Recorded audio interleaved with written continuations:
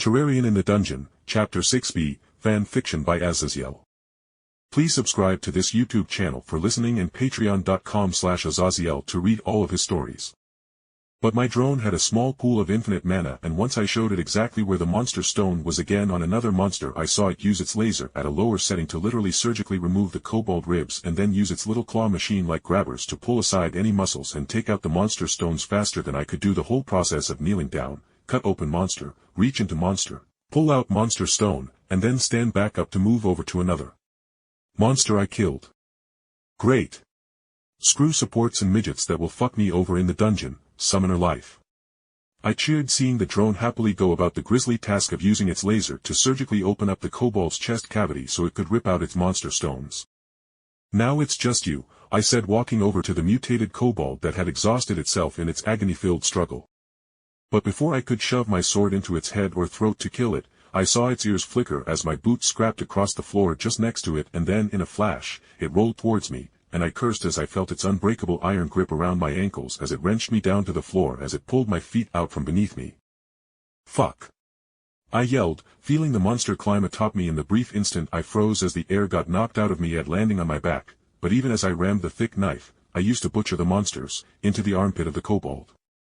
I still was slashed across my head, with only my helmet possibly saving my life before the third laser from my Wolfram drone finally penetrated the mutated kobold's skull and fried its brain, making it stiffen and collapse atop me.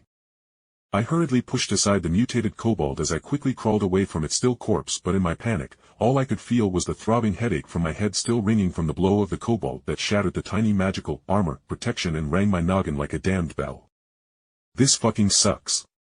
I cursed, nursing my head as I realized just how damn stupid I was going up to the mutated monster without double tapping it from a distance, even as I was well aware of its enhanced durability. This wasn't a learning moment to me. No, this was my Terrarian helmet saving my head from being caved in as I should have. Had not for that tiny little force field and I was instead wearing some normal hide or leather helmet, that kobold would have bashed in or even slashed open the helmet itself with its inhuman strength. I have to be more careful, I muttered even as I took a tiny sip of the health potion sesh it gave me to alleviate myself of the headache I had. Boop.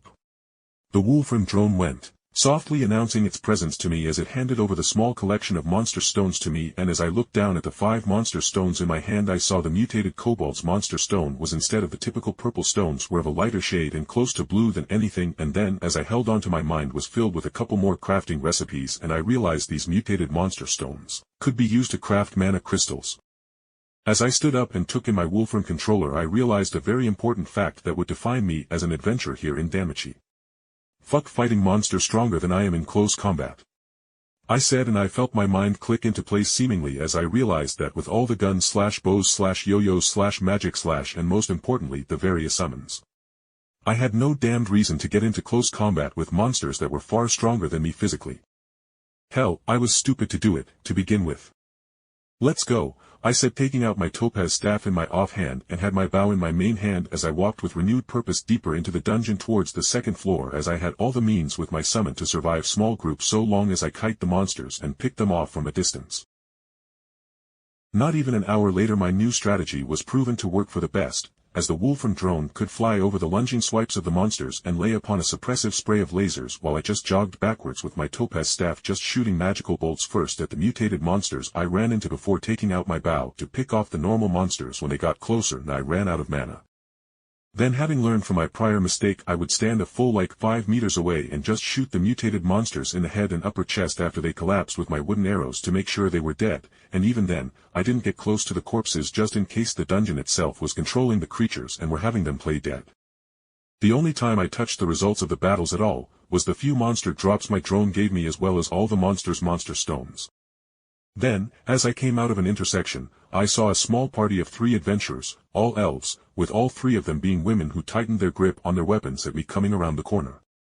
"Excuse me, ladies, I will head that way," I said, pointing in the direction that led to a larger open dead-end room that would typically have small parties of kobolds or goblins that would take over it and just hang out for adventurers to stumble onto them.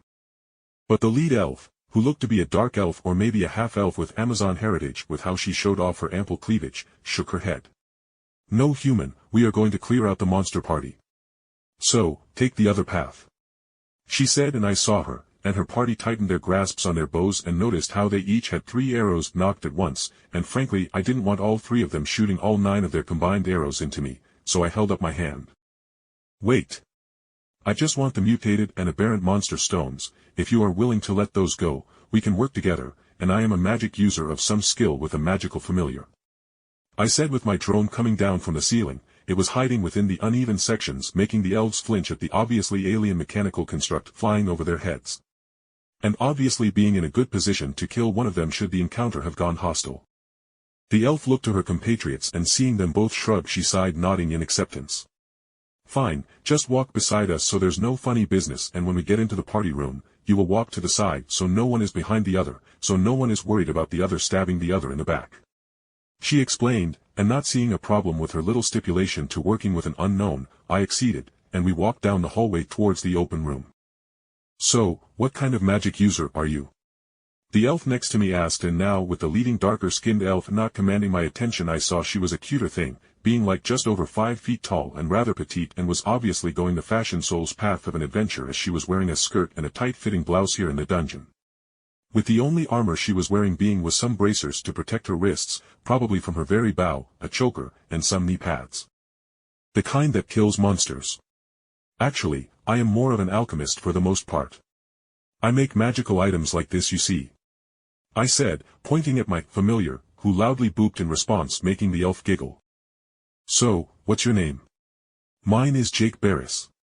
I offered quietly while the other 2 elves were discussing the number and status of their arrows they had left, as the entryway to the party room approached.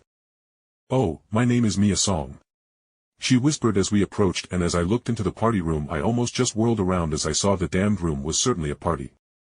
Wordlessly I threw my hand in front of Mia and the other elves, making them growl, but I didn't let them say anything as I pulled them back from the entrance, and seeing my stony expression, they didn't burst into screams about their elvish disdain at being touched without permission.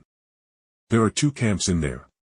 A goblin and kobold camp, with each one having at least 3 mutated, and a goblin camp has an aberrant leading their camp. Should we leave? I asked, and the elves realized really quick how dangerous this was. As each mutant was dangerous enough of its own, with how much hardier than their natural brethren, not to mention the aberrant that could give a higher level 1 issues.